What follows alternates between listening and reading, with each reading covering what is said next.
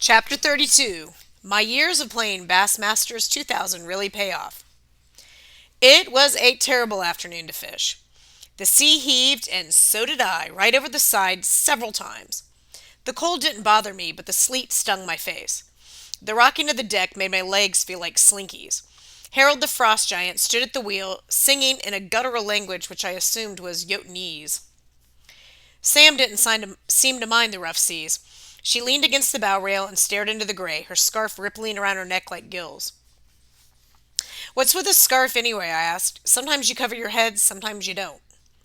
She laid her fingers protectively over the green silk. "It's a hijab. I wear it when I want to, or when I think I need to, like when I take my grandmother to mosque on Friday, or when you see a mirror." She muttered under her breath, "I almost thought you were going to let that go."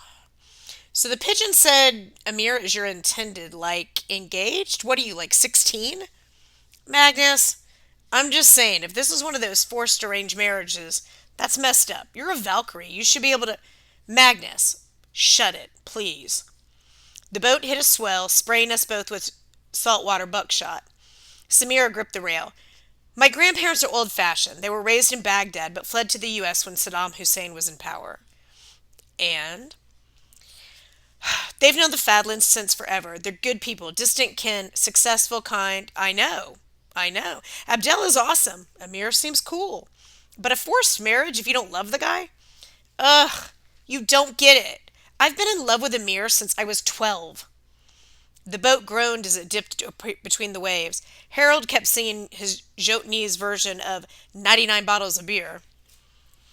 "Oh," I said. "Not that it's any of your business," Samirah said. "Yeah, no. But sometimes when a family tries to find a good match, they actually care what the girl thinks." "All right. Okay. I didn't realize until I was older, after my mom died. My grandparents took me in, but, well, my mom wasn't married when she had me.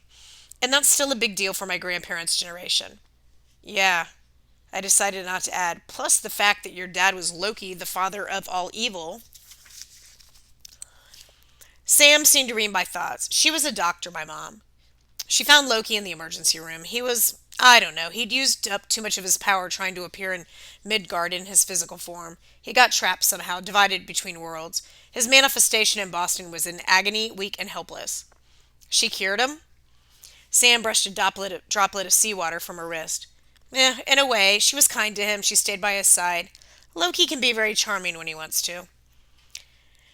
"I know," I blinked. "I mean, from stories, you know. You've met him in person?" She shot me a dark look. "I don't approve of my father. He may be charismatic, but he's also a liar, a thief, a murderer. He's visited me several times. I refuse to talk to him, which drives him nuts. He likes to be noticed. He's not exactly low-key." "I get it," I said. Low-key, low-key. She rolled her eyes. "Anyway, my mom mostly raised me by herself. She was headstrong, unconventional. When she died, well, in the local community, I was damaged goods, a bastard child. My grandparents were lucky, very lucky to get the Fadlands' blessing for me to marry Amir. I won't really bring anything to the marriage. I mean, I'm not rich or respectable or... Come on, I said. You're smart. You're tough. You're an honest-to-frig Valkyrie. And I can't believe I'm finding reasons to support your arranged marriage." Her dark hair whipped around her, collecting flecks of ice. "The Valkyrie thing is a problem," she said. "My family, well, we're a little different. We have a long, long history with the Norse gods." "How?" She waved the question away like, too much to explain. "Still," she said, "if anyone found out about my other life, I don't think Mr. Fadland would be okay with his eldest son marrying a girl who moonlights as a soul collector for pagan gods." "Oh, well, when you put it that way. I cover for my absences as best I can. Math tutoring, and some simple Valkyrie glamours, but a good Muslim girl is not supposed to hang out on her own with strange guys." "Strange guys, thanks." I had a sudden image of Sam sitting in her English class when her phone started to buzz, and the screen flashed Odin calling. She dashed to the restroom, changed into her Super Valkyrie costume, and flew out the nearest window. "When you got kicked out of Valhalla, I mean, I'm sorry about that. But didn't you think, hey, maybe this is a good thing? I can have a normal life now?" "No, that's the problem. I want both. I want to marry Amir when the time comes. But also, all my life I've wanted to fly." "Flying like airplanes or flying like zooming around on a magical horse?" "Both." When I was 6, I started drawing pictures of airplanes. I wanted to be a pilot. How many Arab American female pilots do you know? Well, you'd be the first, I admitted. I like that idea. Ask me any question about airplanes, I can answer it. So when you became a Valkyrie, it was a total rush, a dream come true. Being able to take off at a moment's notice. Besides, I felt like I was doing something good. I could find honorable, brave people who died protecting others, and I could bring them to Valhalla. You don't know how much I miss that. I could hear the pain in her voice. Honorable, brave people. She was including me in that group. After all the trouble she'd gotten into for my sake, I wanted to tell her that it could be all right. We would figure out a way so she could have both her lives. But I couldn't even promise we'd live through this boat trip. From the wheelhouse, Harold bellowed, "Mortals, you should bait your hooks. We're getting close to good fishing." Sam shook her head. "No, go farther out." Harold scowled. "Not safe. Any farther? You want your gold or not?" Harold muttered something that was probably inappropriate in Yotanese, and he gunned the motor. I looked at Sam. "How do you know we need to go farther?" "I can sense it," she said. "One of the advantages of my father's blood, I guess. I can usually tell where the biggest monsters are lurking." Huh? Joy and happiness. I peered into the gloom. I thought about Ginga Gap, the primordial mist between ice and fire. We seemed to be sailing right into it. Any moment the sea might dissolve and we'd fall into oblivion. I hope I was wrong. Sam's grandparents would probably be ticked off if she didn't get home in time for dinner. And the boat shuddered. The sea darkened. "There," Sam said. "Do you feel it? We've passed from Midgard into Jotunheim waters." I pointed off the bow now. A few hundred yards away, a granite spire jutted out of the fog. "But that's Graves Light. We're not too far from the harbor." Sam grabbed one of the giant's fishing poles, which looked more appropriate for heavyweight pole vaulting. "The worlds overlap, Magnus, especially near Boston. Go get the bait." Harold slowed the engines when he saw me coming aft. "Too dangerous to fish here," he warned. "Besides, I doubt you'll be able to cast that bait." Ugh, shut up, Harold.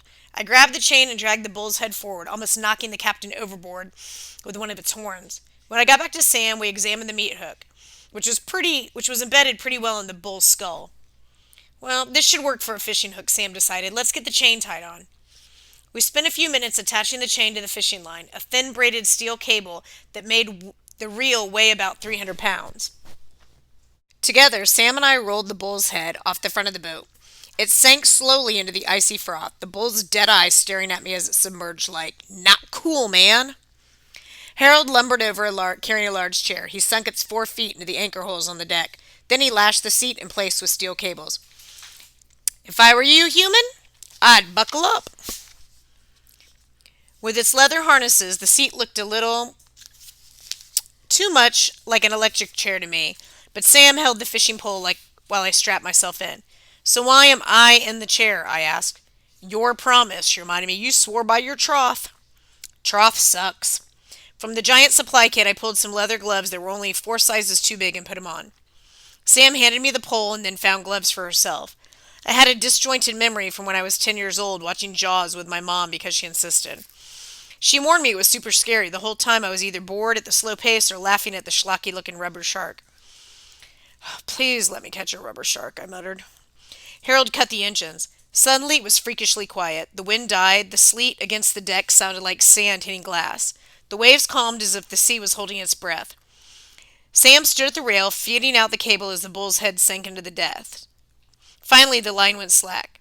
"Did we hit bottom?" I asked. Sam bit her lip. "I don't know. I think—" The line sprang taut with a sound like a hammer on a saw blade. Sam let go to avoid being catapulted into space. The pole nearly ripped out of my hands, taking my fingers with it, but somehow I held on. The chair groaned. The leather straps dug into my collarbones. The entire boat leaned forward into the waves with timbers creaking and rivets popping. "Ymir's blood!" Harold yelled. "We're breaking apart!" "Give it more line." Sam grabbed at a bucket. She poured water on the cable, which steamed as it raced off the prow. I gritted my teeth. My arm muscles felt like warm bread dough. Just when I was sure I couldn't hold on any longer, the pulling stopped. The line hummed with tension, laser dotting on the gray water about 100 yards starboard. "What's going on?" I said. "Is it resting?" Harold cursed. "I don't like this. Sea monsters don't act this way. Even the biggest catch—" "Reel it in," Sam said. "Now!" I turned the handle. It was like arm wrestling the Terminator. The rod bent. The cable creaked. Sam pulled the line, keeping it clear of the rail, but even with her help, I could barely make any progress. My shoulders went numb, my lower back spasmed. Despite the cold, I was soaked with sweat and shivering with exhaustion. I felt like I was reeling in a sunken battleship. From time to time, Sam yelled encouraging things like, "No, you idiot, pull!" Finally, in front of the boat, the sea darkened in a 50-foot diameter oval. The waves sloshed and boiled. Up in the wheelhouse, Harold must have had a better view of what was coming to the surface. He screamed in a very ungiantish voice, "Cut the line!" "No," Sam said, "it's too late for that." Harold snatched up a knife. He threw it at the cable, but Sam deflected the blade with the axe. "Back off, giant!" she yelled. "But you can't bring that thing up," Harold wailed. "It's the—" "Yes, I know." The rod began slipping from my hands. "Help!" Sam lunged and grabbed the fishing pole. She wedged herself next to me in the chair to assist, but I was too tired and too terrified to feel embarrassed. "We may all die," she muttered, "but this will definitely get Rand's attention." "Why?" I asked. "What is that thing?" Our catch broke the surface and opened its eyes. "Meet my older brother," Sam said, "the world serpent."